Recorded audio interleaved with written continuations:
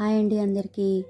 ఇవాళ తెలంగాణ రాష్ట్రంలోని రంగారెడ్డి జిల్లా శంకర్పల్లి సమీపంలో చందిప్ప గ్రామంలో ఉన్న శ్రీ రాజరాజేశ్వరి సమేత శ్రీ బ్రహ్మసూత్ర మరకత లింగేశ్వర స్వామి దేవస్థానానికైతే వచ్చాము. ఈ ఆలయం ముచుకుంద నది ఒడ్డున ఉన్న చారిత్రక పుణ్యక్షేత్రం అండి.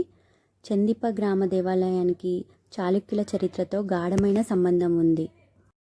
క్రీస్తు శకం 1076 నుంచి 1126 మధ్య పశ్చిమ చాళుక్య రాజు 6వ విక్రమాదిత్యుడు ఈ లింగాన్ని ప్రతిష్ఠించాడని ఆలయ ప్రాంగణంలో లభించిన ఒక పురాతన శాసనం ద్వారా తెలుస్తుంది.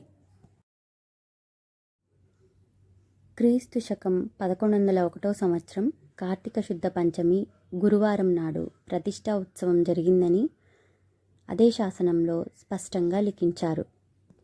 అంతేకాక రాజు విక్రమాదిత్యుడు వేదాలలో నిపుణులైన బ్రాహ్మణులకు చండిప్ప ప్రాంతాన్ని బహుమతిగా ఇచ్చారని తెలుస్తోంది. దాదాపు 920 ఏండ్ల చరిత్ర ఉన్న ఈ పురాతన శివాలయం కాలపరీక్షకు లోనై క్రమంగా శిథిలమైపోయింది. 17 ఏళ్ల కిందట కొందరు భక్తులు పూనుకొని పునరుద్ధరించారు. నూతన గర్భాలయాన్ని నిర్మించారు. శివలింగం పార్థివలింగంగా, స్ఫటికలింగంగా, సైకతలింగంగా ఇలా వివిధ రూపాల్లో దర్శనమిస్తుందని మనకు తెలుసు.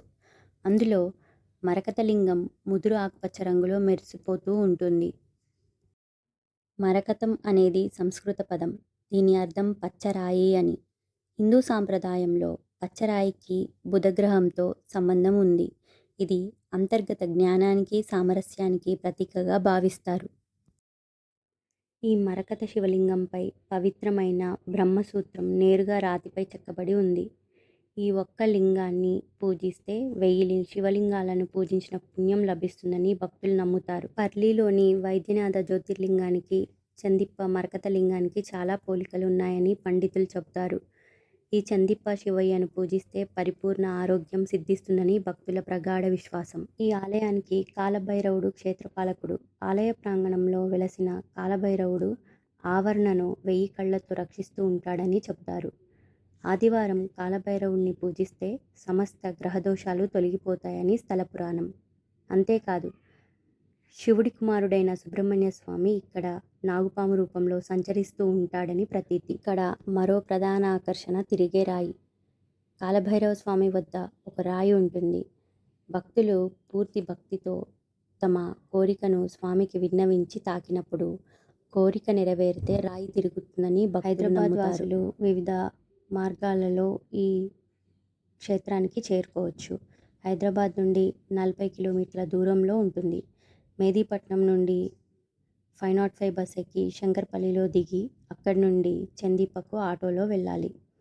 ఈ ఆలయం ప్రతిరోజు ఉదయం 6 గంటల నుండి రాత్రి 7 గంటల వరకు తెరిచి ఆలయానికి సంబంధించి ప్రతి ఒక్క విషయాన్ని క్లియర్గా ఎక్స్ప్లెయిన్ చేశానండి. ఈ వీడియో నచ్చినట్టయితే లైక్, షేర్, సబ్స్క్రైబ్ చేయండి. అలాగే mix vibes and mix world ఛానల్ని సబ్స్క్రైబ్ చేసుకోండి. ఓకే అండి, ఉంటాను. బాయ్.